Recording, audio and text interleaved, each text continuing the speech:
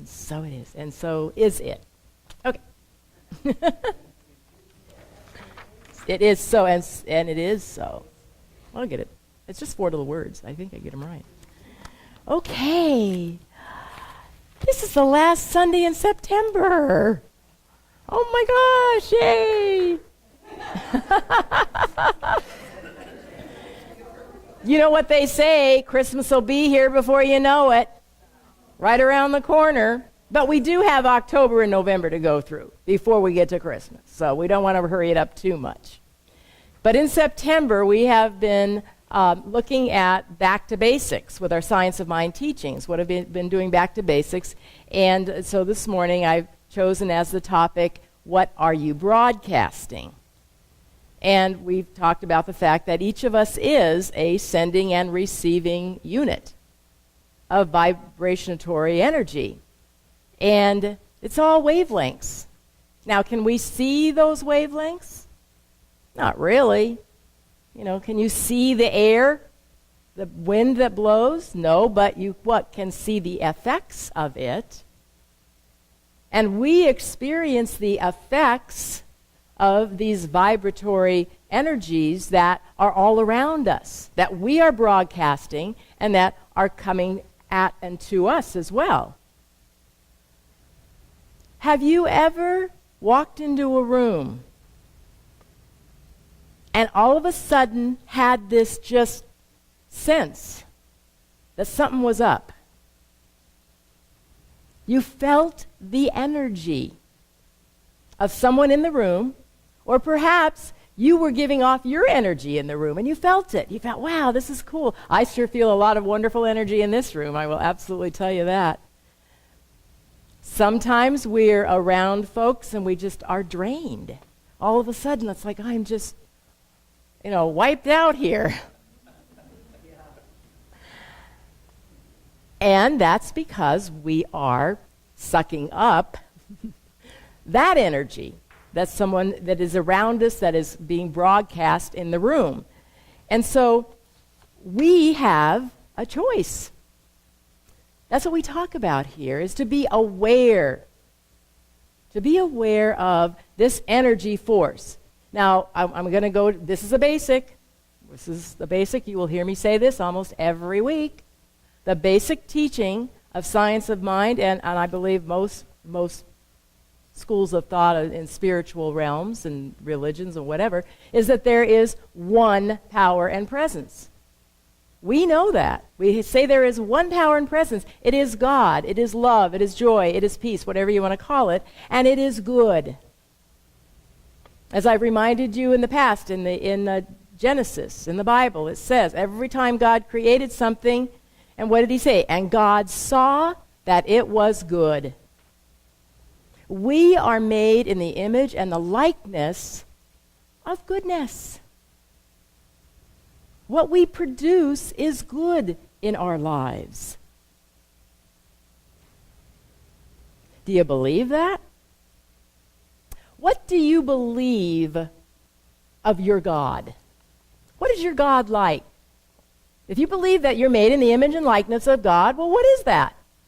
Do you believe in a God that is vengeful, that is judgmental, that, is going to track you down and, crack the whip on you and all that stuff? Do you believe that? Do you accept that? Or do you believe that God is good, God is love, God is energy, God is wholeness?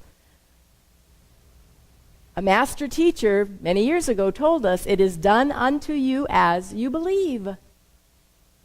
What do you believe? What image and likeness are you made in? We have the choice to name it, to claim it. When we were made, when man was made, we were given dominion. Dominion, another word for dominion, is power, authority, control. So we have been given that. Man, in quotes, woman, has been given that authority to name and to have what we call forth into our lives. And that's what we're talking about today, is what are we emitting? What energy are we putting out there? Because what we put out comes back to us. So I choose to believe that there is this beautiful, loving, beautiful presence of God, of joy, of health, of wholeness. Now, that's what I am, and I'm accepting that. I wanted to share with you, I've got my little readings that I do each morning, and I've shared with you more than once, Eileen Cady, from June 25th. Seek and find the freedom of spirit, for where there is true freedom, there is peace. And where there is peace, there is love. And it is love that unlocks all doors. Where there is love, there is no criticism, no condemnation, no judgment. For you know and understand that all is one in me and in my love. You see the family of humanity, and that all are created in my image and likeness. You go beyond the outer to the very heart of the matter, where there is no separation and all blend together in complete oneness. You see the very best in everyone and everything. When you are at perfect peace within, you no longer spend your time trying to change others. You simply learn to be. And in being, you create a sense of oneness with all life, and peace and love reigns supreme. In that reading, I underlined, you see the very best in everyone and everything. When you are at perfect peace within, you no longer spend time trying to change others. You simply learn to be, and being, you create a sense of oneness with all of life, peace, and love reigns supreme.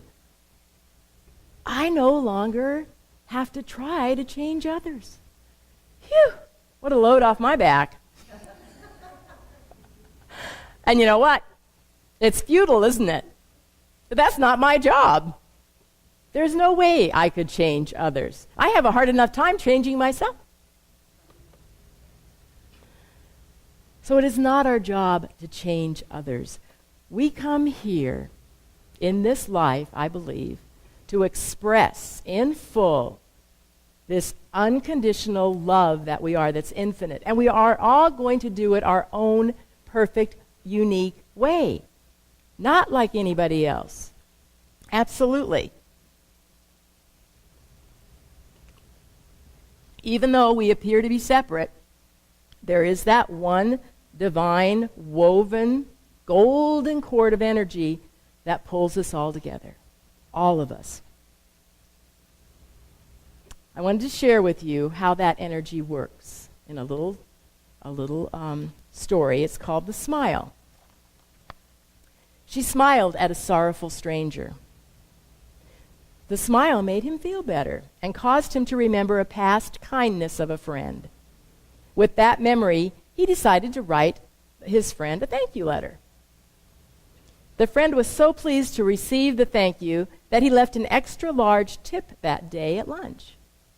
The waitress, surprised by the large tip, gave part of it to a man on the street. The man on the street was very grateful because for 2 days he had had nothing to eat. After he finished his dinner, he left for his small, dingy room.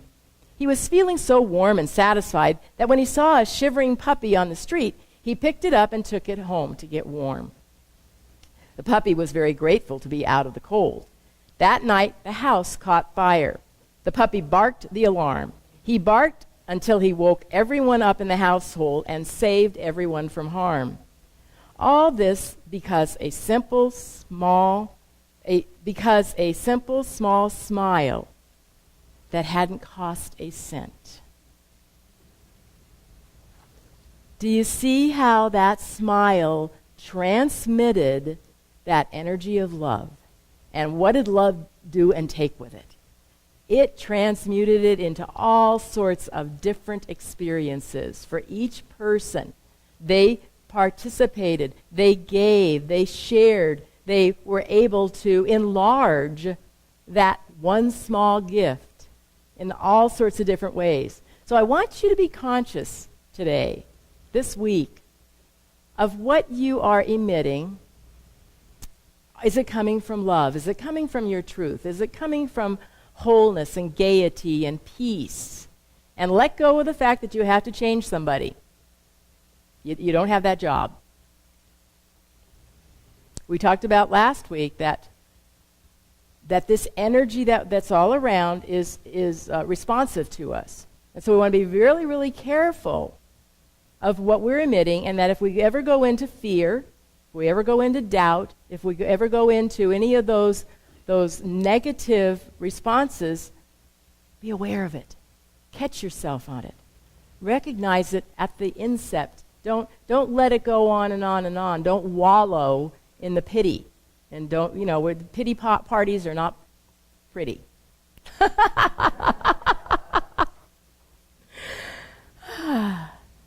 So I want you to stay focused on the truth of your being. I told you earlier that I had invited a couple over for dinner this week. We finally got our schedules together. And as part of preparing for that meal, I had to go to the grocery store. And I would probably normally have gone to Barron's because that's closer to my home. But, I multitask. So I had quite a bit of chicken soup that I was delivering to one of our congregants that just got out of the hospital. So since he lives on East Victoria, I was going to deliver his chicken soup, but I stopped at Kalen's, the market over there in that neck of the woods in Alpine instead to begin with. So I go again in Kalen's, and here I am looking, and here is one of my old friends. I haven't seen this lady in eons. And there she is standing there. She and I, look at each other. And, oh, my gosh. And so we were able to just connect and get updated and, hugs and all of that stuff. And I just want to let you know that that's what it's like when love is flowing through you. You're surprised. You have no idea, what wonderful energy is going to come at you because you are in this flow of love. And this flow, like Mary Kay said, of giving, of just giving for the sake of giving, not for anything in return, just to give that love, and that love looks and says, yes, we're going to come back at you, full fold. I read the Daily Word. That's another one that I read. And they are brilliant. The Unity people are brilliant because this is a monthly thing, but, instead of sending out a January one and then a February one and then a March one, they combine them so they have 2 months in one booklet, one pamphlet, so it saves them half of their postage and the whole bit. So this particular one, September was ending and October's beginning. And so they have like a little article in between them that they sandwich in between. And I want to share with you this one in particular because where I'm coming from in this is that, we're happy with life when it's going our way. When, we're getting what we want, when we're getting what we expect, and all that. But life doesn't always give us exactly what we thought we were asking for. So this gal who wrote this is named Lauren Lane Powell. And she says, the answer, the title of it is Why I Spell It C and then a capital A NSWER. Answer. After that initial diagnosis in April of 2012, I sat in silence. She was given a diagnosis of ovarian cancer. What came to me was to do cancer differently. The first thing I did was change the word to answer. That shift alone changed the way it felt. When I told friends and family in person and via social media, instead of saying, I've got cancer, I announced, I get to heal from ovarian cancer. I've asked them to pray and added, I'll take your prayers, but I need them positive and affirmative. When my weight plummeted from 140 to 89 pounds after a multitude of surgeries, I asked them to see me whole and healthy, even when I was struggling, because I shared those too. I know that my words and my thoughts have energy, and that I don't want to give power to what I don't want. On the other hand, If I'm holding on to old wounds because I'm not talking about them, that's not serving me either. When I can't sing, pray, or dance it away, when I can't remove those painful feelings through all the spiritual tools I know how to use, that's when I allow myself to go down the rabbit hole with, I hate this, it's painful, why me? I do that on purpose to get through it. Listen to the wisdom in this. We don't deny. Many people say that our teaching is, like a Cinderella and a Pollyanna, that we don't look at reality. But you cannot go through something until you let it through you. Now that I'm experienced answer for the 4th time, I've learned that it isn't so much about what I'm thinking about, but about the bigger picture. I didn't have the education or the life experience yet to do what I came here to do. That life experience required cancer 4 times for me to move into who I am to be. Through these experiences, I've opened my eyes wide. I believe there's a spiritual basis for everything, even death. I intend to stay plugged into spirit by going within and asking, what's mine to do next? Then to take whatever I hear out into the world to be the best me I can, to shine the light particularly of music, singing, and the joy of feeling good through vocalizing as long as I'm here on this planet. Lauren Lane Powell is a longtime Unity member who has traveled the country as a musician and music workshop facilitator. She shares her journey in her book, Holy Shift, Everything's a Gift. A spirit-led journey through illness to wellness. Shift, yes, stuff happens. Stuff happens in life that we can't control, but what is our option? To look at it, to look at the answer that is being presented to us. So I'm asking you this morning to know it is all good, whatever you are co-creating with this energy force, you're doing it for good, you're doing it for love, you're doing it with peace, and you're up to the task no matter what it looks like. Enjoy it, be it, and have a fabulous week. Namaste.